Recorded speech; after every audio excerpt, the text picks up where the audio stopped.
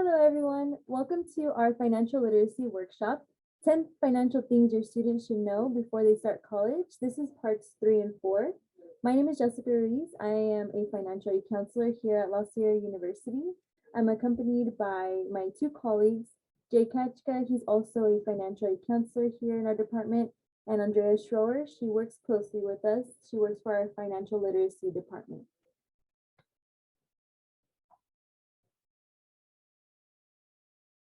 So for today's workshop, the topics that we're going over are going to be parts 3 and 4. This is a 5-part series, so we have 10 things that we're going over. And for today's workshop, we're going to be talking about minimizing student loan debt, exploring all options with the FAFSA, and paying your bills on time, ways to help your credit score and report. Now, we do have live sessions that require RSVPs, so if you're interested in that, you can copy that bit.ly link here at the bottom in red. It is case sensitive, so be sure that everything is in all caps. They are Thursdays at 6 p.m. So we look forward to seeing you guys. So our first section of this workshop is going to be going over minimizing our student loan debt. And the best way to do this is to explore the options that the FAFSA has to offer us, or rather our students. And before we get into this, one thing to reflect on is, are you worried about how your student is going to pay for their college education? Something to think about, and it's something that's natural to worry about going into a big transition like this with what can be a large financial commitment. And another thing I want you to reflect on is, are you aware of how much debt your student will go into during their first year of college? It's natural to think, or rather to hope, that they're not going to go into any, but sometimes they can take out some loans in order to help them pay for their schooling. So how will you and your student pay for college? There's a lot of different options out there, like a 529 account, which typically starts, at the beginning of the student's life by the parents. Are you going to use checkings or savings account from the bank? Are we going to look into federal loans, private loans? Maybe we have some investments that we've set aside for this moment, or even some gifts given to our students.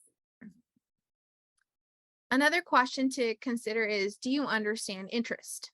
Do you understand simple interest? Do you understand compound interest? Do you understand both or neither?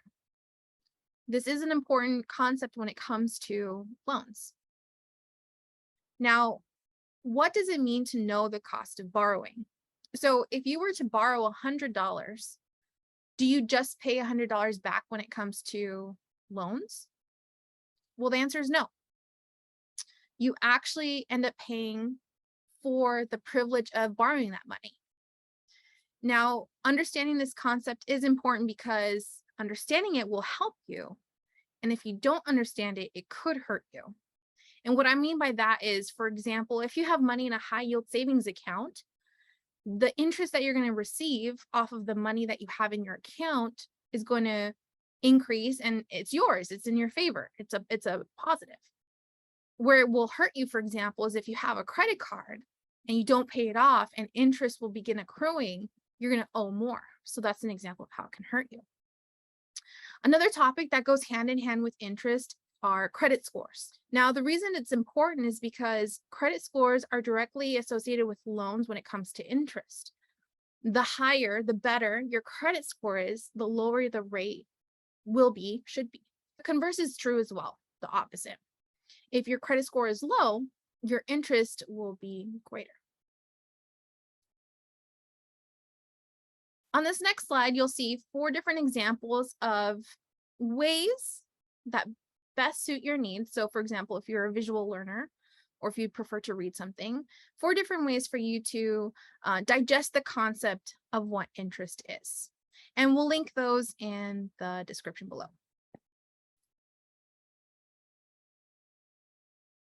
And now we're going to go over a quick exercise. We're going to take a look at the order in which we want to accept our financial aid. Now, it's important to note that we could accept all of our financial aid, or we could reject some of it if we would like to. Now, there is a specific order that we do want to accept our financial aid in. And if you want to play along, All of the items that are going to appear in this box are located in the box below. So first off, what are the 2 types of aid that we want to accept before anything else out of the box below? The answer is scholarships and grants. And the reason being is this is free money. This is stuff that you do not have to pay back. Now, after scholarships and grants, what do you think comes next? It's going to be work study. And work study is typically pertinent for students who have jobs on campus. This is where the government will supplement some of the students' paycheck, which results in them having less taxable income. Following work study, what do you think comes next? The answer is going to be our federal student loans, and these are both subsidized and unsubsidized. These are typically the best types of loans to accept. Reason being, they have a typically lower interest rate. But after that, we have another type of loan, which is going to be loans from our states or our colleges/universities. And this isn't always an option for students, but if it is an option, it's under federal loans, but it's above our final option, which is, by process of elimination, private loans. Reason being is private loans often have a higher interest rate than federal loans. And we do want to accept our federal loans before we start going into private loans. And when we do look at private loans, we want to ensure that we're picking the loan that has the lowest interest rate for us.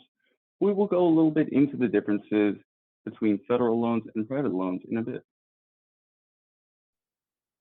All right, so now let's talk scholarships. We have a financial literacy page, and the bit.ly is at the top of the screen. And so if you visit that page, just scroll down to the scholarship icon. If you click on it, you'll go to a page called Scholarship Information. We have a variety of information for you there, including a spreadsheet, so Google spreadsheet, where you can just save a copy for yourself and you can edit it as you wish. But this is a spreadsheet where you can keep yourself organized during your scholarship search and awarded stage. So it has a little bit of everything. If you scroll down, you'll be able to see departmental scholarships on campus. Our tip for that is make sure that you build a relationship with your professors and staff in your department. Have a relationship with them so that they know who you are and can nominate you when the time comes. So if you scroll down a little bit more on our website, there is a scholarship search engine, much like what you'll see on the screen right now. So for example, if you go to Sallie Mae is a great resource for scholarships, and they'll prompt you to create a profile. So in your profile, in your account, make sure you're as specific as possible. And this goes with anything else that you choose to make an account under. Be as specific with your hobbies, your career aspirations, it'll maybe even ask you what your religion is. What they're doing is they're catering the requirements of their database specifically for you. So what that means is, let's say you're an undergrad. They're going to exclude anything that's only for graduate students or only for high school students so that you don't have to filter through all of that. As you're looking for scholarships, just keep in mind, they're not all academic based. You have a lot of scholarships that are athletic, leadership, community service. You have some that are financial aid based. Then you have different scholarship types, such as essays, short essays. I've seen a couple where it says like literally just write a sentence answering a question. There are no essay scholarships out there, which are really great and convenient because you just have to click it. However, imagine how many tens of thousands of people are clicking on it, right? What are the odds? It's almost like a lottery there. So don't just focus on no essays, but I think this is a great way to break up from essay writing. So for example, then you also have some unusual scholarships, which are really fun. So for example, if you're lefty like me, if you're really tall, if you're a volleyball player, I also saw one recently that says, write a paragraph on how you survive a zombie apocalypse. So there are quite a few fun ones out there. You just have to look for them. On our scholarship website, so back to the financial literacy website, on the scholarship page at the very bottom, we have a Nearpod module. So you are more than welcome to join, and there's a bunch of different extra scholarship tips and resources on there. We have different essay prompts and self-reflection questions in order to get those juices flowing for your essays. So that resource is available for you as well. Okay, now let's talk about loans. Now, when it comes to the federal student loans, we typically see three: your direct subsidized loan, your direct unsubsidized loan, and then the direct plus loans.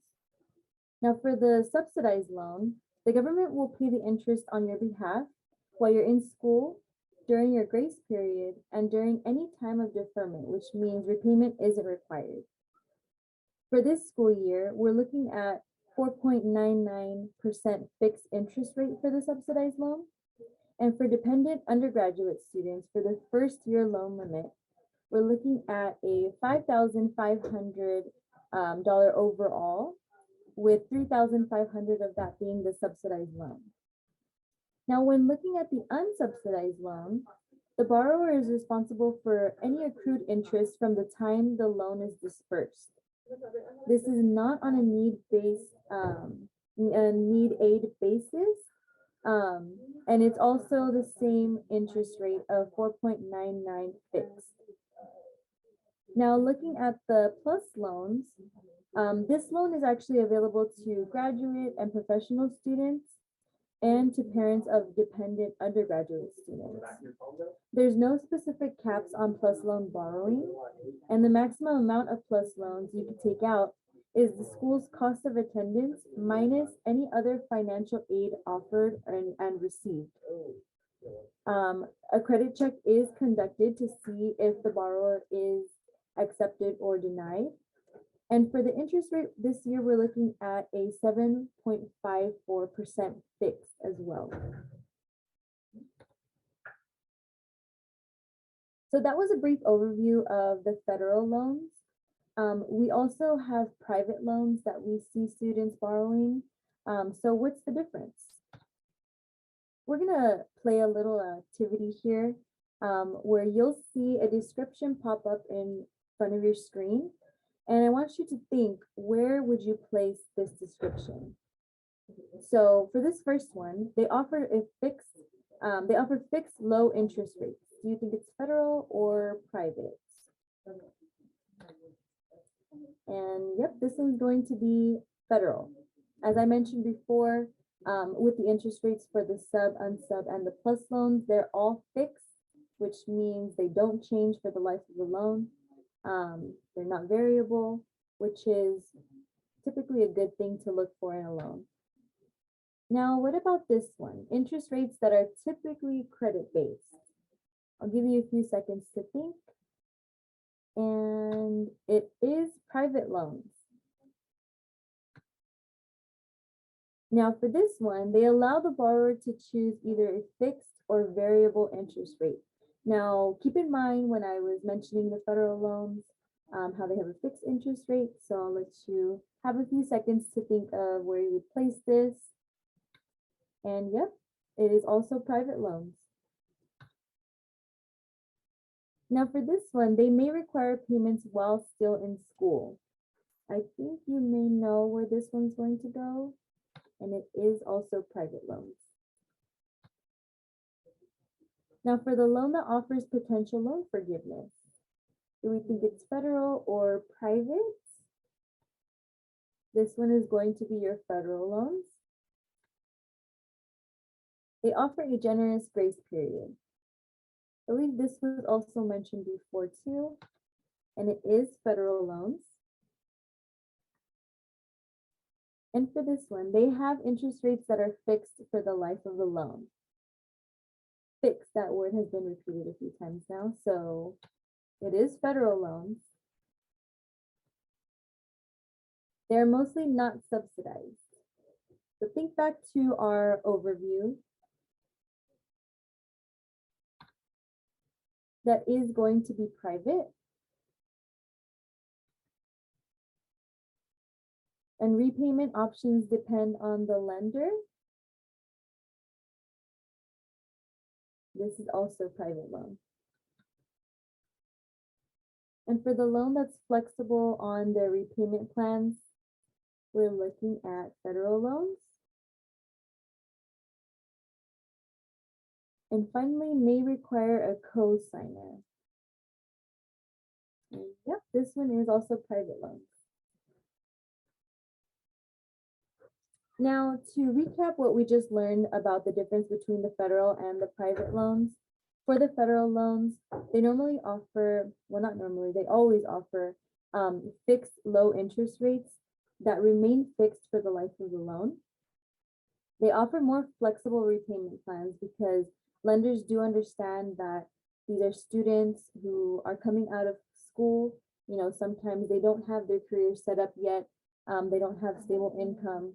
And so they're really generous about offering repayment plans that suit you the best.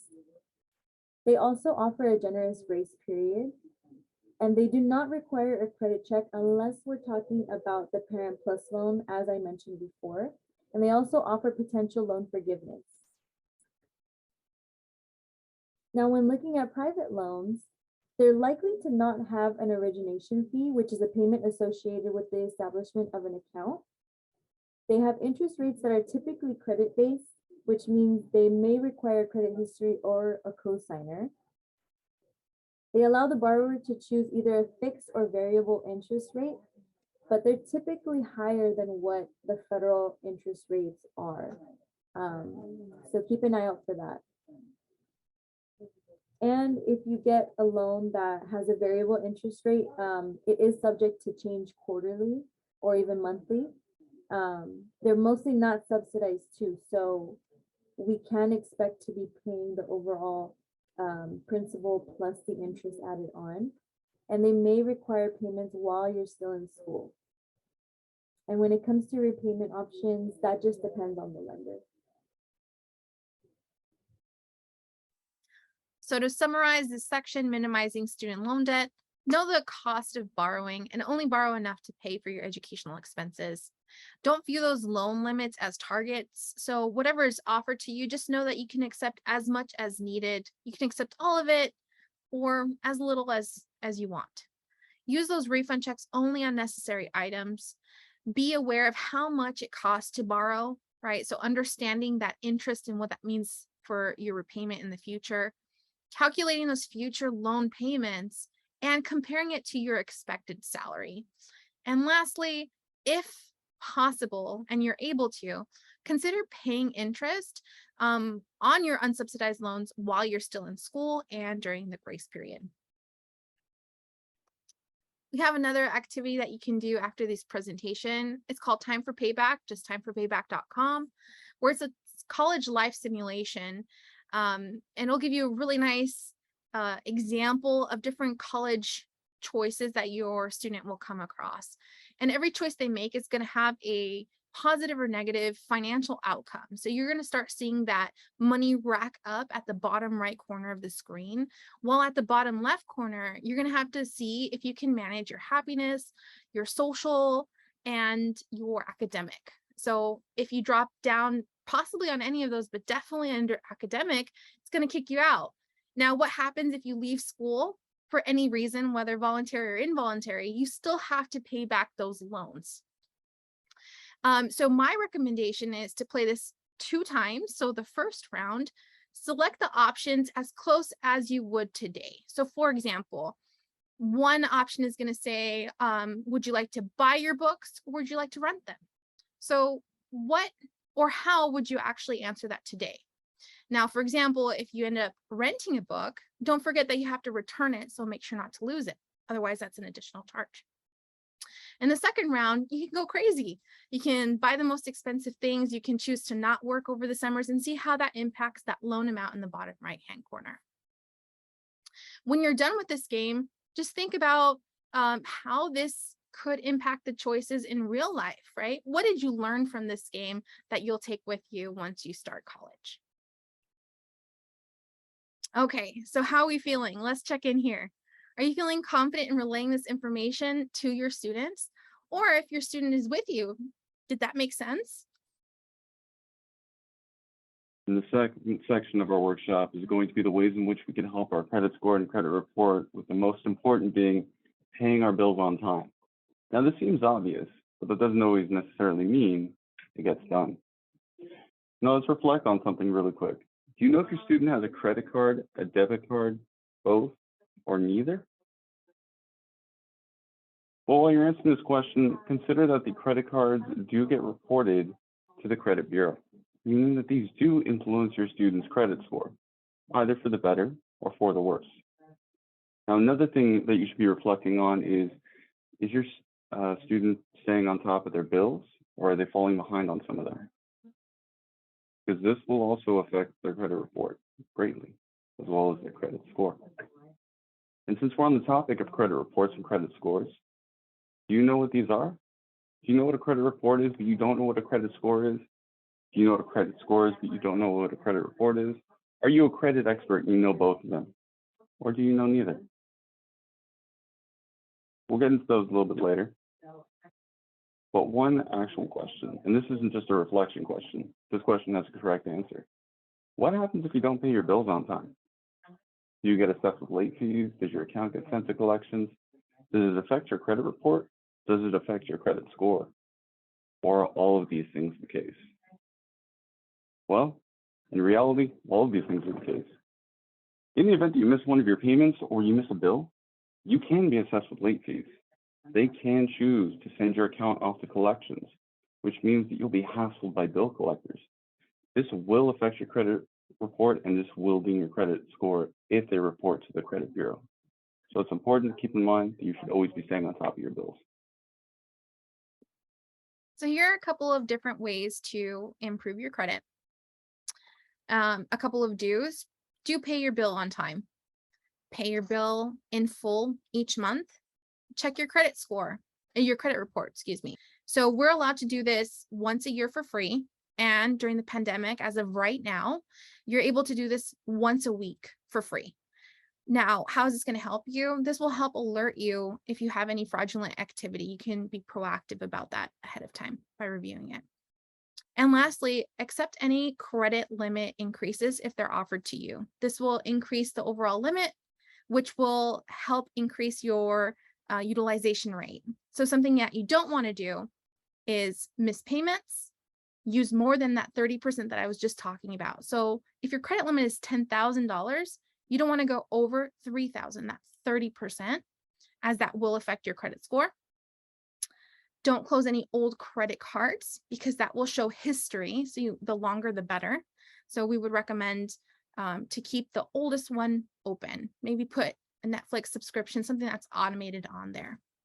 And lastly, don't apply for any new credit unless it's absolutely necessary.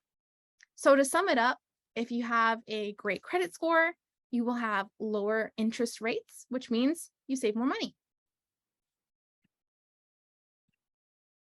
So that was a resource called Napkin Finance.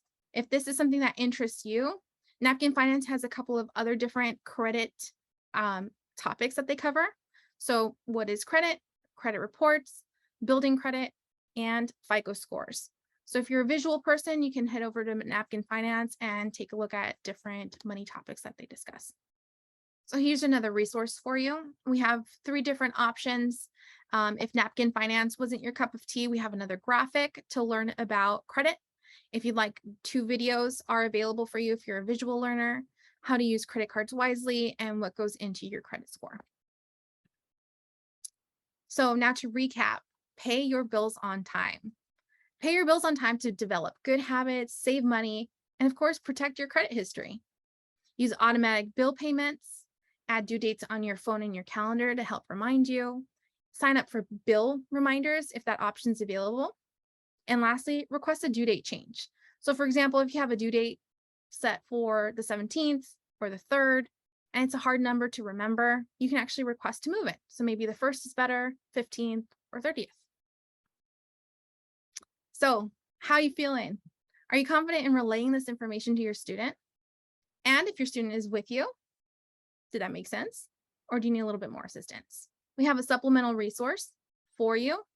The bit.ly is at the top of the screen. So if you type that out, you'll receive this Google Doc that you can just save for future reference. And everything that we talked about is linked here and a couple of extra items for you.